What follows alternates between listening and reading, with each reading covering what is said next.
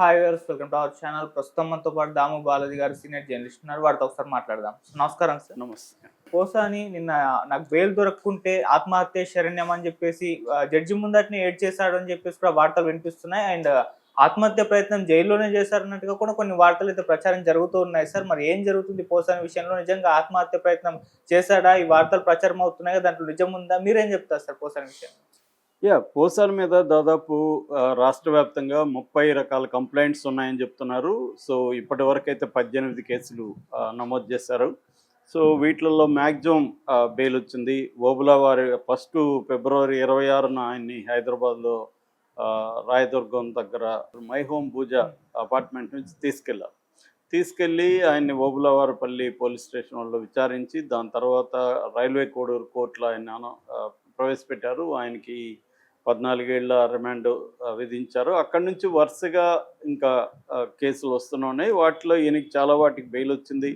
Obulavaripalli police station ఆ కేసులో bail వచ్చింది, ఆదోన్లో బెయిల్ వచ్చింది, నర్సరావుపేటలో బెయిల్ వచ్చింది, భవానీపురం విజయవాడలో బెయిల్ వచ్చింది. ఇలాగా అనేక వాటిలో బెయిల్ వచ్చింది. కొన్నిట్లో క్వాష్ కూడా అంటే అరెస్టులు చేయకండి, ఇతనికి బిఎన్ఎస్ఎస్ భారతీయ నాగరిక సురక్షా సంహిత 35(3) ప్రకారం నోటీసులు ఇచ్చి విచారించానని కూడా హైకోర్టు చెప్పింది. అయితే దాదాపు అన్ని కేసుల్లో బెయిల్లో చేసింది. ఇంకా రిలీజ్ అయిపోతాడనంగా సిఐడి ఆగమేఘాల మీద ఒక పీటీ వారెంట్ని కోర్టులో ప్రవేశపెట్టి కోర్టు అనుమతి తీసుకొని కర్నూలు జైలుకి వెళ్ళారు. అక్కడి నుంచి గుంటూరు తీసుకొచ్చారు. నిన్న అక్కడ కోర్టులో పోసాని కృష్ణమురళి ఏడ్చి, నా మీద అసలు ఎన్ని కేసులు ఉన్నాయో కూడా నాకు తెలియదు, నరకం చూపిస్తున్నారు, దీన్ని నేనేమన్నా తప్పు చేస్తుంటే నరికేయండి నన్ను, కానీ ఇలా హింసించొద్దండి, నేను చనిపోవడం తప్ప నాకు వేరే గతి లేదు, బెయిల్ రాకపోతే నేను ఆత్మహత్య చేసుకుంటానని జడ్జి దగ్గర బొలవమని ఏడ్చాడని వార్తలు వచ్చాయి. అట్లాగే కర్నూలు జైల్లో సూసైడ్ అటెంప్ట్ కూడా చేశాడని కూడా పుకార్లు వచ్చాయి. అది ఎంతవరకు నిజమని తెలియదు, కానీ కోర్టులో మాత్రం ఏడ్చాడనేది కన్ఫర్మ్ చేస్తున్నారు.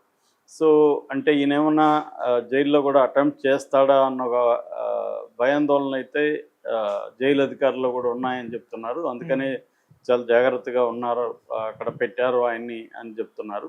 మామూలుగా చాలాసార్లు జైళ్ళల్లో కూడా ఆత్మహత్యలు అనేవి వెరీ కామన్. ఎందుకంటే అక్కడ అనేక భరించలేని పరిస్థితులు ఉన్నప్పుడు చాలామంది ఖైదీలు ఆత్మహత్యలు చేసుకుంటారు. ఎందుకంటే హోప్ ఉండదు, వీళ్ళు నేరం చేశారా, నేరం చేయని ఖైదీలు కూడా అనేక మంది రకరకాల తప్పుడు కేసుల్లో అరెస్ట్లు అయిపోయి వెళ్ళిపోతారు. వాళ్ళకి బెయిల్ వచ్చే పరిస్థితి ఉండదు. అక్కడేమో దారుణమైన కండిషన్స్ ఉంటాయి. దీన్ని భరించలేక చాలాసార్లు చనిపోతారు. మనకి ఎవ్రీ ఇయర్ కూడా ఇండియాలో ఈ జుడిషియల్ కస్టడీ అంటారు దీన్ని, జుడిషియల్ కస్టోడియల్ డెత్స్ దాదాపు 2000 నుంచి 2500 వరకు జరుగుతున్నాయి. అది కొంత అనుమానాస్పద మృతి కావచ్చు, అంటే జైల్లో చంపేయడం కూడా జరుగుతుంది, చంపేసి కూడా ఆత్మహత్య లేకపోతే యాక్సిడెంట్ అని చెప్పిన సంఘటనలు కూడా చాలా ఉన్నాయి. అట్లా కాకుండా ఆత్మహత్యలు కూడా ఉన్నాయి. అలాగే పోసాని కూడా అట్లేమన్నా అటెంప్ట్ చేస్తాడా? ఎందుకంటే పోసాని మనం ఇప్పటివరకు ఏంటంటే అతను ఒక డేరింగ్ పర్సను, ముక్కుసూటిగా మాట్లాడతాడు, ఈ ఇమేజే ఉంది. కానీ ఇప్పుడు చూస్తే అతనికి జైలుకి పోతే కానీ వాళ్ళ ఆరోగ్య వ్యవహారాలు బయటికి రావు.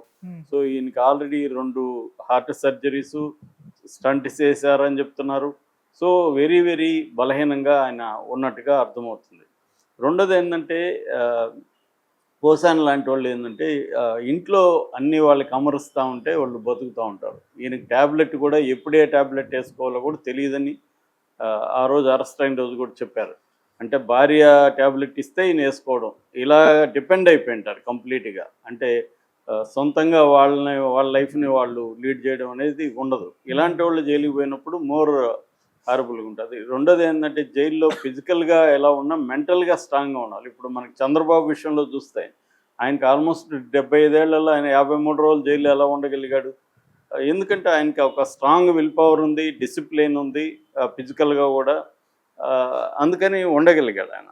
ఈ పోసాని వెళ్ళి 15 డేస్ కూడా కాలేదు, నేను అప్పుడు ఆత్మహత్య చేసుకుంటానంటే ఇంకా అదేదో అంటారు కదా, ముందుంది ముసళ్ళ పండుగని.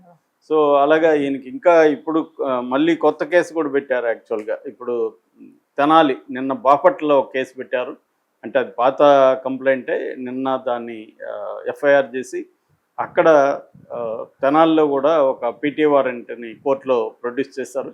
కోర్టు పర్మిషన్ ఇచ్చింది. ఎక్కడ పీటీ వారెంట్ ఇచ్చినా కోర్టులు పర్మిషన్ ఇచ్చేస్తాయి. జనరల్గా నేను చాలాసార్లు చెప్పాను, కింది కోర్టులు అనేవి హైకోర్టు మొన్న చెప్పినట్టుగా మెకానికల్గా ముందుకెళ్ళిపోతాయి. ఈ సెక్షన్లు కరెక్టా కాదా అనేది కూడా చూడవు. అది హైకోర్టు కూడా మొన్న చెప్పింది, ఇలా మెకానికల్గా వెళ్ళకండి, ఒక కేసులో కంప్లైంట్లు ఉన్న సెక్షన్లే పెడుతున్నారా లేదా పోలీసులు అనేది చూసుకోవాలి మీరు అనేది కూడా మ్యాజిస్ట్రేట్లకి కింది కోర్టులలో, సెషన్స్ కోర్టులలో మ్యాజిస్ట్రేట్లు మెకానికల్గా వెళ్తున్నారని హైకోర్టు చెప్పింది ఈయన విషయంలోనే. అలాగా వెళ్ళిపోతారనమాట. అందువల్ల ఈయన ఒక కేసు బెయిల్ తెచ్చుకుంటూ వచ్చే కొద్దీ ఇంకొక కేసు వస్తూనే ఉంటుంది, పీటీ వారెంట్లు వస్తూనే ఉంటాయి. ఇది అసాధారణమైన విషయంగా చెప్పుకోవచ్చు మనం. అంటే ఇది ఒక అసాధారణమైన పద్ధతిలో ఈ ప్రభుత్వం వేధించడానికి సిద్ధమైనట్టుగా చెప్పుకోవచ్చు. ఎందుకంటే తెలుగుదేశానికి సుప్రీంకోర్టు స్థాయిలో బ్రహ్మాండమైన అడ్వకేట్స్ గైడెన్స్ ఉన్నారు. ముఖ్యంగా సిద్ధార్థ లూత్రా ఉన్నాడు. వాళ్ళకి తెలియని లూప్ హోల్స్ ఉండవు చట్టంలో. కాబట్టి ఒకటి non bailable and cognisable sections కింద కేసులు పెట్టడం, దానివల్ల ఏమవుతుందంటే వాళ్ళు అరెస్ట్ అనేది ఈజీ అయిపోతుంది. రెండవది కింది కోర్టుల్లో పీటీ వారెంట్లు వేసుకుంటా వెళ్ళడం. సో డిఫరెంట్ స్టేట్లో డిఫరెంట్ ఏరియాలో పెట్టడం వల్ల ఇతన్ని తిప్పడం కూడా ఒక వైలెన్సే కదా. ఇతను ఏంటంటే అసలే ఎండాకాలం, ఇంకా ఆ ఏరియాల్లో గుంటూరు, విజయవాడ ఏరియాలో ఎండలు విపరీతంగా ఉంటాయి. సో ఈయన ఆ వేడి జైళ్ళల్లో పెట్టడం, అక్కడ ఎటువంటి సౌకర్యాలు లేని సబ్ జైలు, డిస్ట్రిక్ట్ జైళ్ళలో నేను ఎక్కువ ఉంటాడు. ఎందుకంటే చిన్న చిన్న ఊర్లలో కేసులు పెడుతున్నాడు. మనం కానీ గమనిస్తే ఇతన్ని వేధించడానికి చిన్న చిన్న ఊర్లు, అంటే అక్కడ సబ్ జైల్లో అసలు నీచ నికృష్టంగా ఉంటాయి. సో అటువంటి దగ్గర ఇతన్ని పెట్టడం. ఎందుకంటే సెంట్రల్ జైళ్ళల్లో పెడితే కొంతవరకు బెటర్ పరిస్థితులు ఉంటాయి. కానీ వీళ్ళ ప్లాన్ ఏంటంటే తెలుగుదేశం కూటమి ప్లాను చిన్న చిన్న ఊర్లలో కేసులు పెట్టించడం, అక్కడ తీసుకెళ్ళి సబ్ జైళ్ళల్లో వేయడం. అక్కడ అసలు ఏమాత్రం డబ్బులు ఇచ్చినా కూడా వాళ్ళకి సౌకర్యాలు ప్రొవైడ్ చేయడానికి కూడా ఆడేమి ఉండవు. ఇక డబ్బులు ఎలాగో తీసుకోవడానికి భయపడతారు. కాబట్టి వీళ్ళకి ఒక రకమైన నరకమే చూపిస్తారు. సో ఈ ఇదొక ఎగ్జాంపుల్గా తీసుకొని ఇప్పుడైనా తెలుగుదేశంలో ఉండేవాళ్ళు ఇట్లాగే మాట్లాడుతాం. మొన్న ఆర్పీనా చేపల కిరాక్ ఆర్పి చూస్తే అతనికి ఇట్లాంటి గతే పడుతుంది తర్వాత. అయినా అతనికి ఏమి బుద్ధి మారలేదు. అతను కూడా అలాగే బూతులు ఇంకా కంటిన్యూ చేస్తున్నాడు. అంటే వీళ్ళు ఇట్లాంటి ఇంత వైలెన్స్గా చేస్తున్నా, ఇంత ఘోరంగా, వేరే వాళ్ళు దాని నుంచి ఏమి నేర్చుకోవట్లేదు. సో అప్పుడు చూసుకుందాంలే అన్నట్టుగా ఉంటున్నారు. ఇతను కూడా అదేవిధంగా ఉన్నట్టుగా మనకు అర్థమవుతుంది. ఇప్పుడు మరి అంత బూతులు తిట్టిన వ్యక్తి రెడీగా ఉండాలి కదా జైలుకి కూడా. 15 రోజులు కాకముందే నేను చచ్చిపోతానని బేలాడుపులు ఎందుకు ఏడవాలి? అట్లాంటప్పుడు మూసుకొని ఉండాలి. ఎందుకు వాళ్ళని అలాగ వ్యక్తిగతంగా అనడం దేనికి?